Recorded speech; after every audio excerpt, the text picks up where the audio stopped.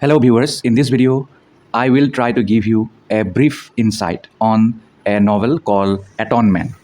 Atonement, it is a 2001 British metafiction novel written by Ian McEwan, and it is set in three time periods. That is 1935 England, it was the first, then Second World War England, and then at last France, and present day English. So it covers an upper class girl's half innocent mistake that ruins lives, and her adulthood in the shadow of that mistake, and a reflection on the nature of writing. So it was a brief introduction about the background of the novel. Now let's try to know what is metafiction.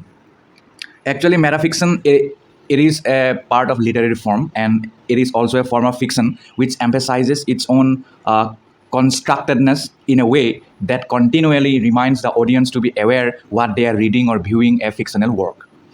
Besides, metafiction is self-conscious about language, literary form, and storytelling. And works of metafiction, directly or indirectly, it draws attention to their status as artifacts.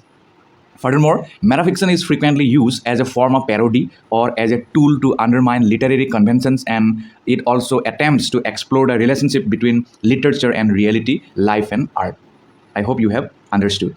Here, I would like to add one thing, and that is, please read the original text line by line, word by word, sentence by sentence. Otherwise, you are not doing justice. Since this is a YouTube video, this is just a tip of the iceberg. Okay, that's it.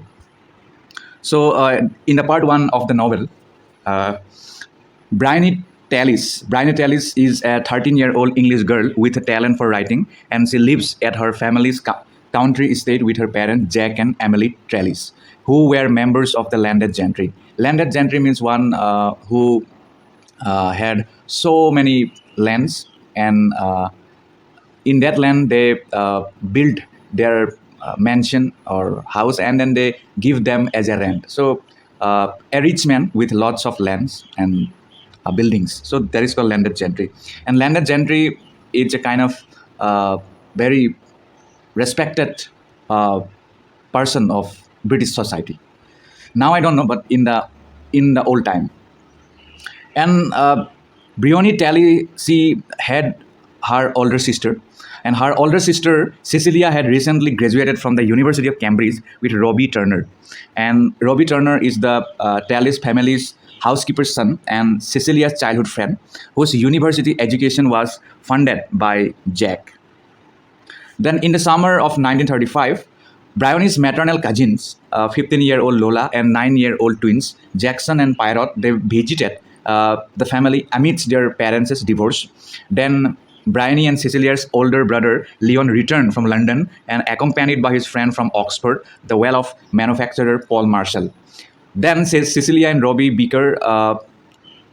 bickered over a vase which broke and fell into a pond. Then Cecilia stripped to her underwear and dived in to retrieve the pieces, surprising Robbie. Then Bryony was watching from a window, and she was confused and intrigued by Cecilia and Robbie's actions. Then she was inspired to begin writing psychological realism, and the reader was informed that this would eventually become a hallmark of her fiction. Okay. Then in the wake of the incident by the pond, Robbie has also realized that he is attracted to Cecilia and writes several drafts of a love letter to her. Then he gave the letter to Bryony to deliver to Cecilia. However, he inadvertently gave her a version he had meant to discard, which contained lewd references like "In my dreams I kiss your cunt." Cunt. This is a word related to sexual organ. Okay, that is called cunt. So by the time Robbie has realized his mistake, Bryony had already returned to the house with his sister. Then, despite Robbie's instructions to the contrary, Bryony had opened the letter and read it. Then she was shocked by its vulgar language and became convinced that Robbie intended to harm Cecilia. Then an injured Lola, she went to Bryony for comfort, claiming that her younger brothers had attacked her, although it was implied to have instead been Paul Marshall, who had a long scratch on his face. Then Bryony related the contents of the letter to Lola, who labeled Robbie as a maniac or someone with mental disability, and reaffirming Brioni's feelings. Then Robbie arrived at the main house for a family dinner party and was confronted by Cecilia. Then he confessed his feelings to her, and she responded in kind. Later the same evening, Brioni walked in on Robbie and Cecilia having sex in the library. Then the immature Brioni believes that she had interrupted a vicious assault on Cecilia and stood stunned while Robbie and Cecilia quickly exited. Exited. Okay.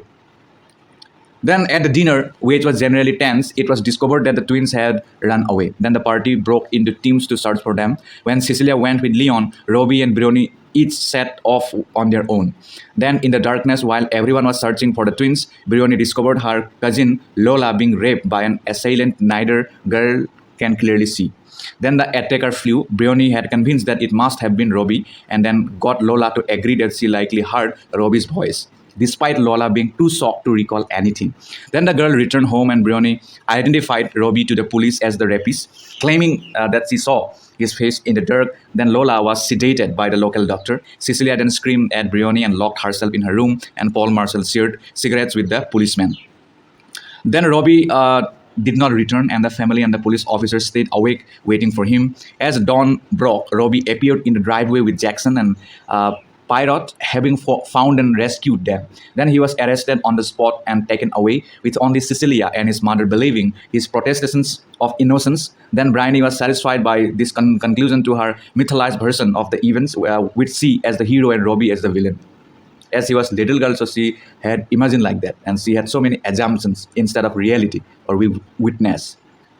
So in that way, part one summary, brief summary, it ends. Then in part two, we got to know that by the time the Second World War had started, Robbie had spent several years in prison. He and Cecilia had passed several years exchanging letters, maintaining their love for each other. Then Robbie was released from prison on the condition that he enlisted in the army. Meanwhile, Cecilia had completed training as a nurse and cut off all contact with her family for the parts they played in locking Robbie up.